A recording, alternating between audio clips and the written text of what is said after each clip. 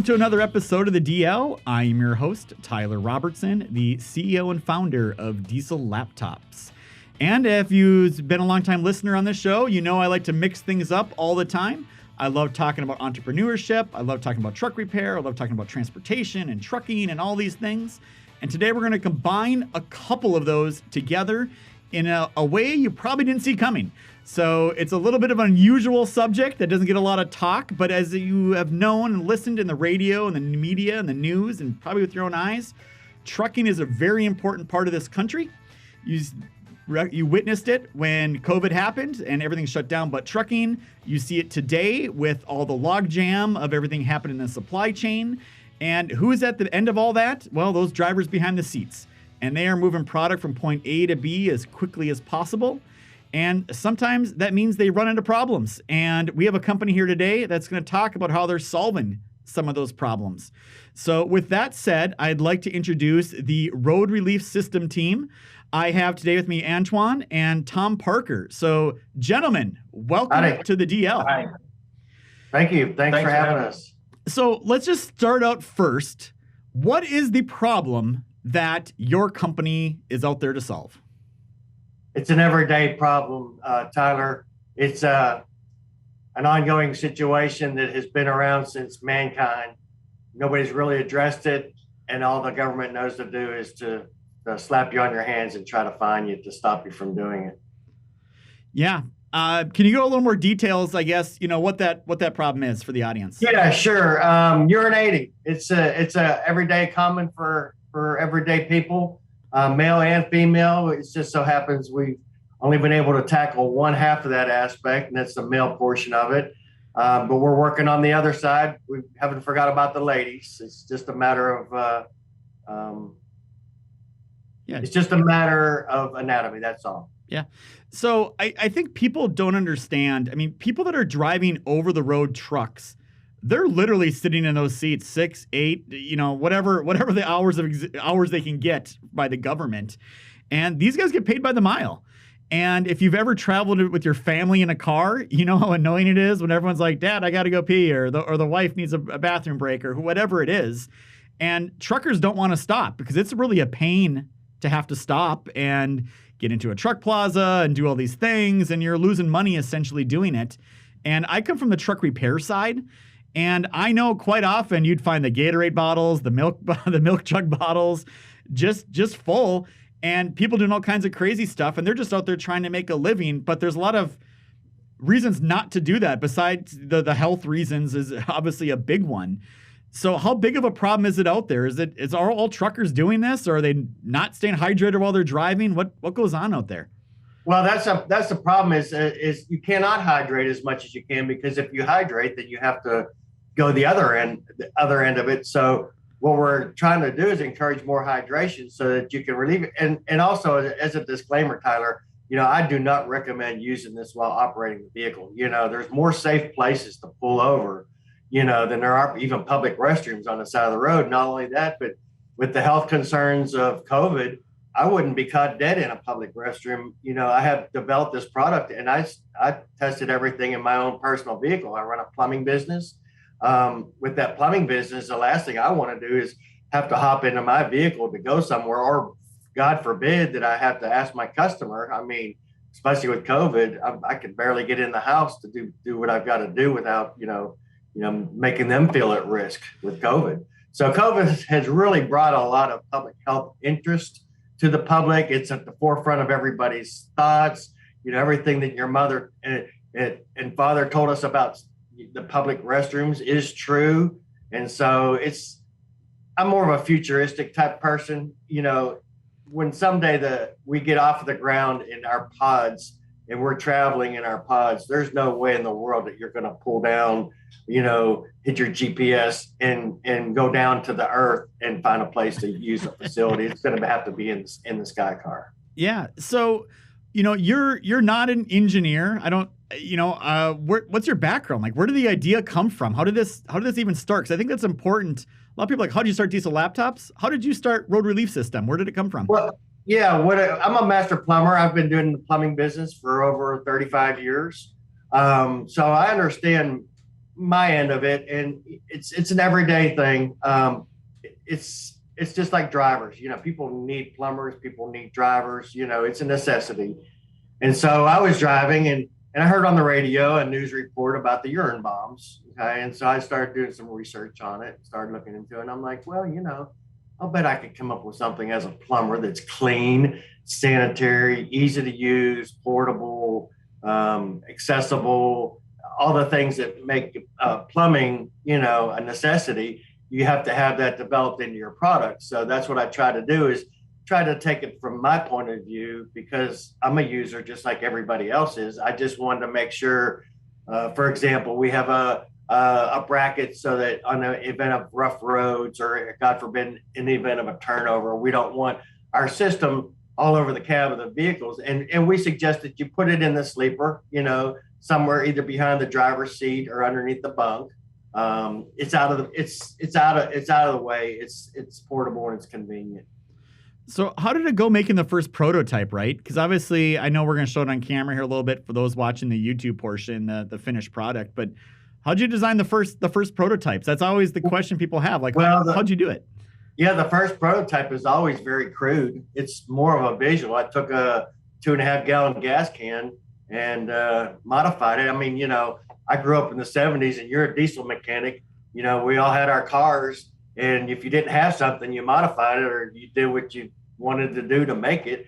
And so I made a very crude prototype. Didn't test it because it was more for visual. And then as I got along further, I made a working prototype, and then finally got into production. So how long ago was that you actually made the very first prototype? Well, it's been a long journey, only for the fact that I'm running a plumbing business at the same time. So it was sort of like, and even Antwan and I, we both, we have full-time jobs, and we're going to work into the road relief full time. But, it's just like most of them capitalists, we're working, all kinds of crazy hours. Not that we have to, it's just because we want to. Yeah. I mean, I was the same way. I was working 50 hours a week for somebody else while doing this diesel laptop thing on the side. And, I got to the point, fortunately enough, I was able to flip it.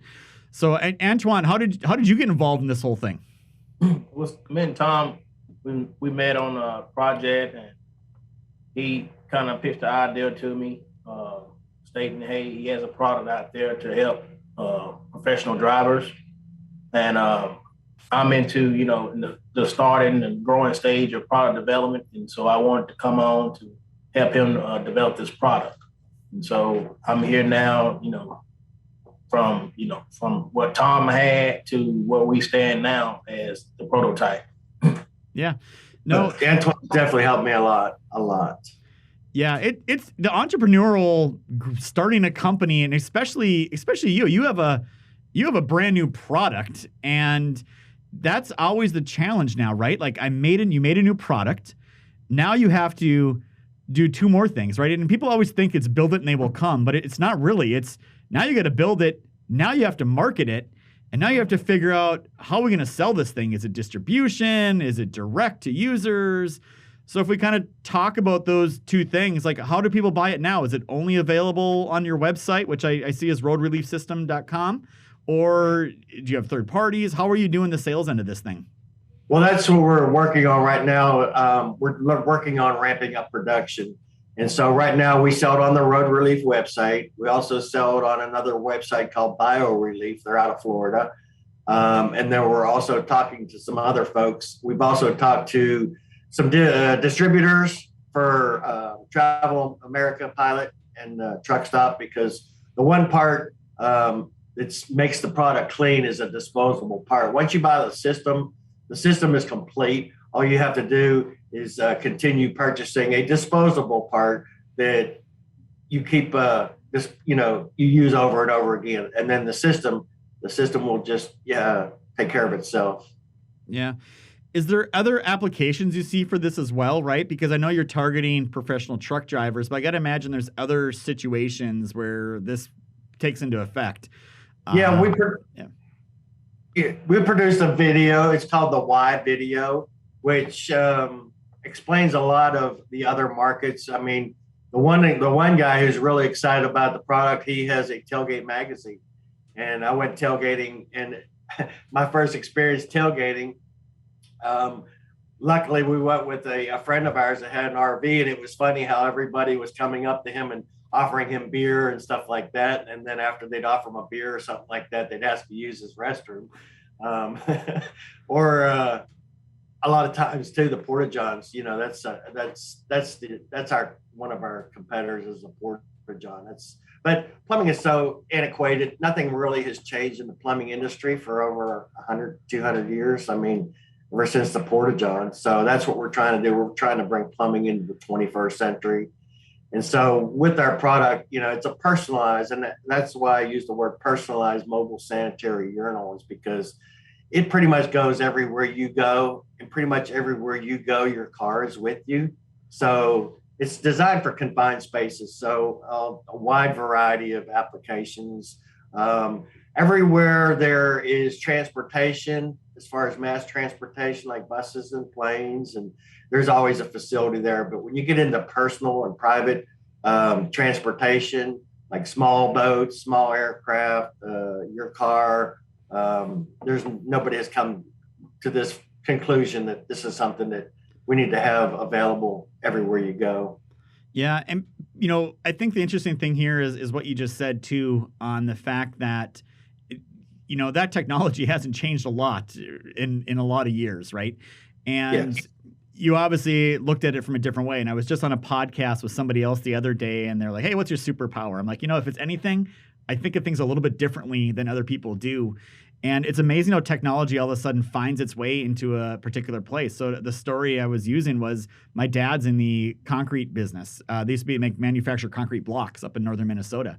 And I say used to because everyone built their basements out of concrete blocks. It's in the north, the ground freezes, all these things. They built schools and prisons out of concrete block.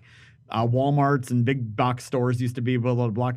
Well, then everyone figured out I can just go buy some insulated foam, prop the walls up, and pour concrete in, and it's quicker, cheaper, and more energy efficient than doing blocks. And that business just went away due to some new technology being introduced. So it does happen every day still in this world, and a lot of people don't realize all those things going on kind of in the background.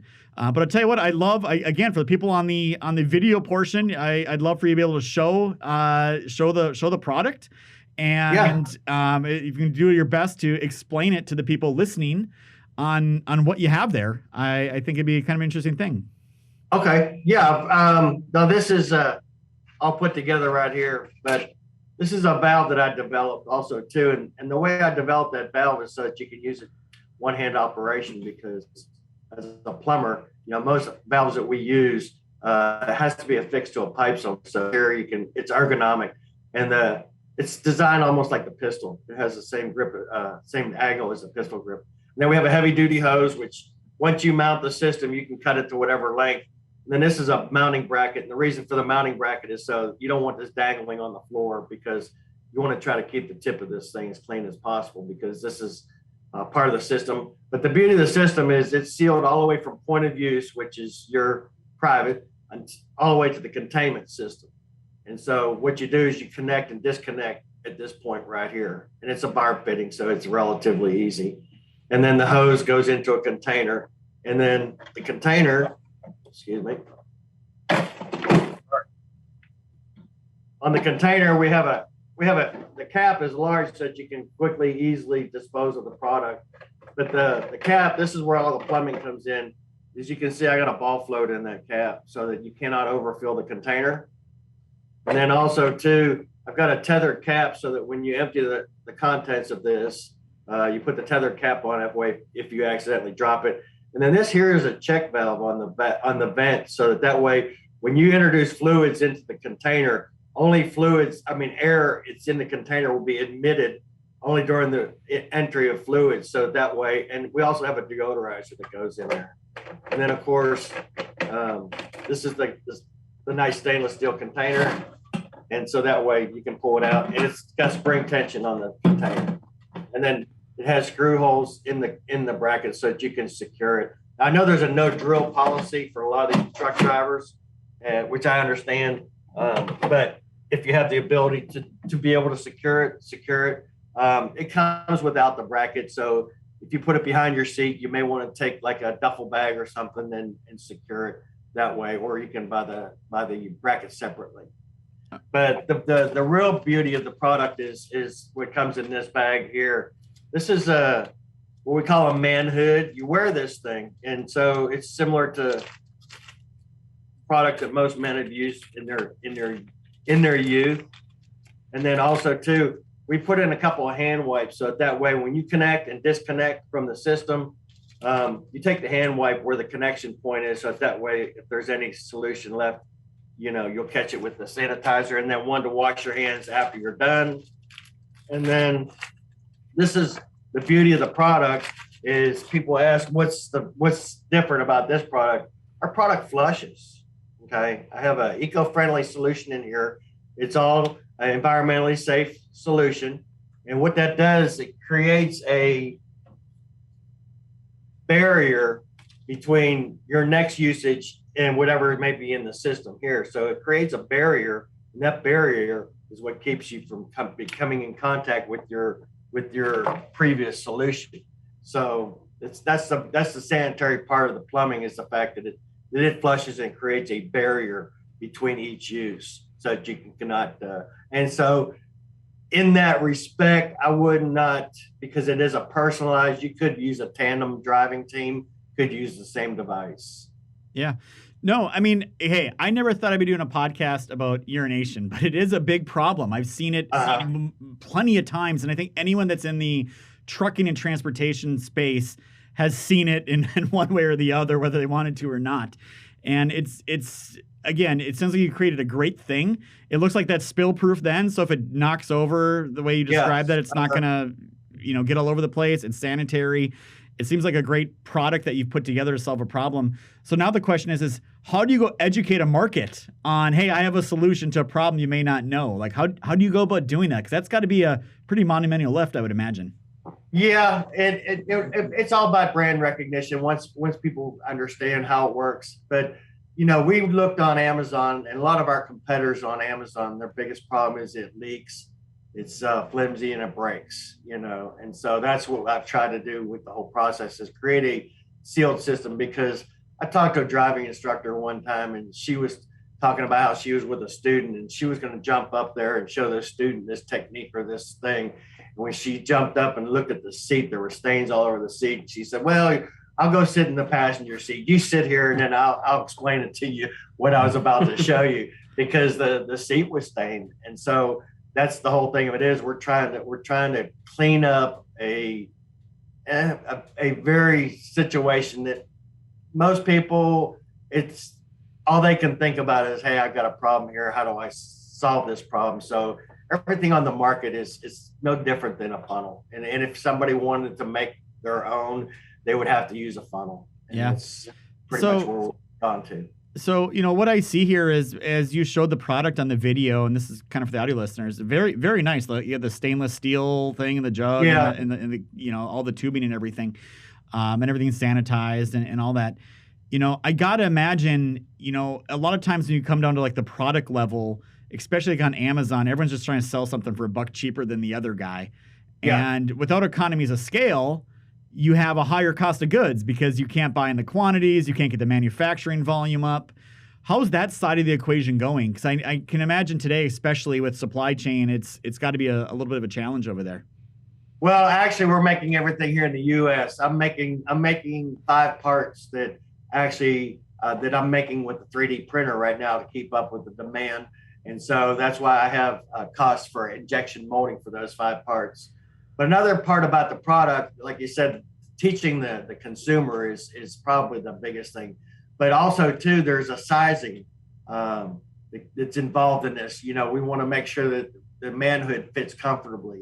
And so what we have on the website is we have this measuring chart, so that it's almost like measuring, the waist for the size of your pants. And so go to the website, and those are free. We also have where you can tap on a link that you can print one off, and then you can cut it out to get your size. But what we were doing is our costs were so high because I was giving out these manhoods for people to try on, but that ended up driving the cost up so much. So that's why we're now giving away the free measuring charts so that they can measure to get the right size, and also too for any kind of replacing the manhoods. Yeah.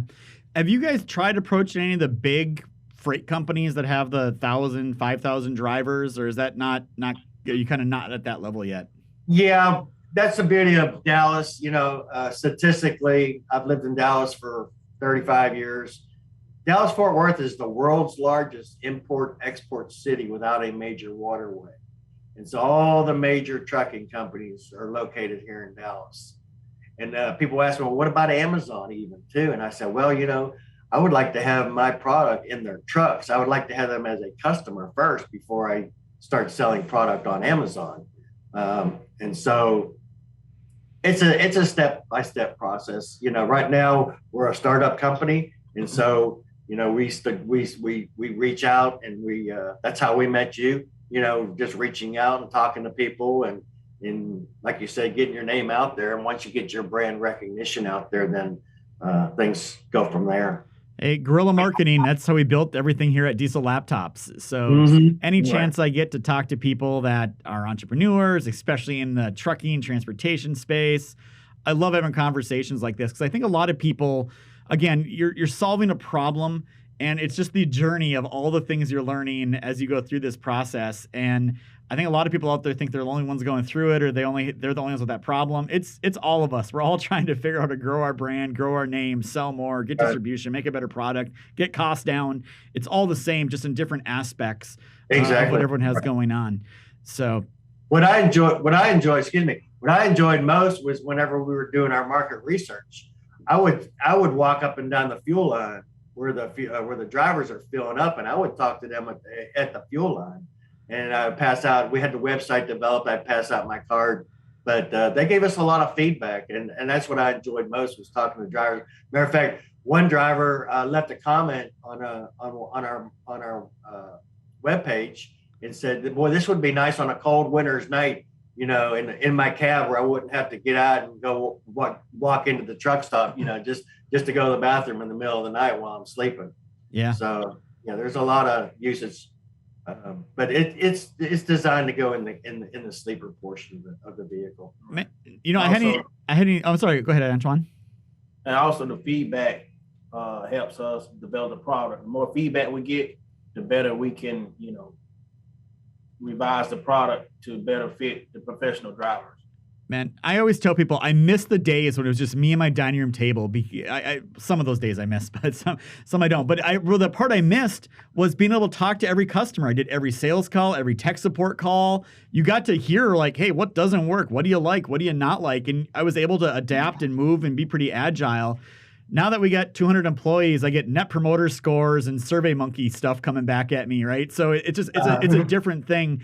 And that's great that you're out there talking to people, because those are the people that are buying your product. Those are the people that are using it. And again, I'll say anyone listening to this. Yeah.